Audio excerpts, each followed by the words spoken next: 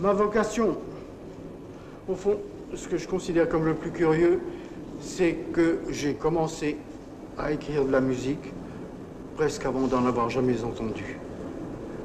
Je suis né dans une ville qui n'était pas une ville où la musique occupait une place. C'était une ville de peintres et une ville de commerçants.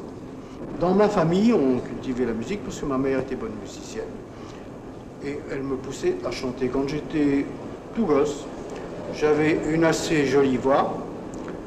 Et pendant des vacances en Suisse, une vieille dame, la veuve d'un consul autrichien, m'a appris les rudiments de la musique du solfège.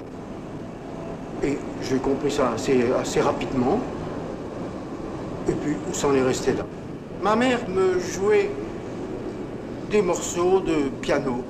Et j'étais frappé par les titres, beaucoup plus que par la musique d'abord, parce que ça s'appelait Robert le Diable, La Flûte Enchantée, La Norma. Et alors je lui demandais, mais pourquoi est-ce que ça s'appelle comme ça? Alors elle m'a expliqué, mais ce sont des opéras qui s'appellent comme ça.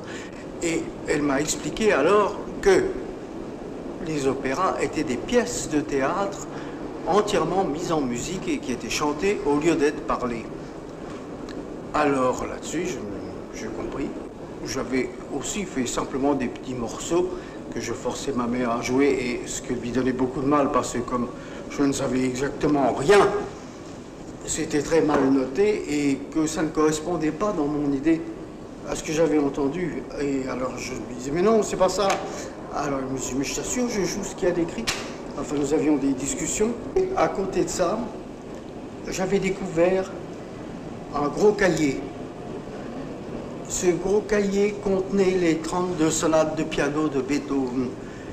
Et c'est là-dedans, avec les rudiments de musique que je savais, que j'ai appris la base, en somme, de tout le système harmonique. Et ce cahier de Beethoven est resté pour moi comme une espèce de testament, comme une Bible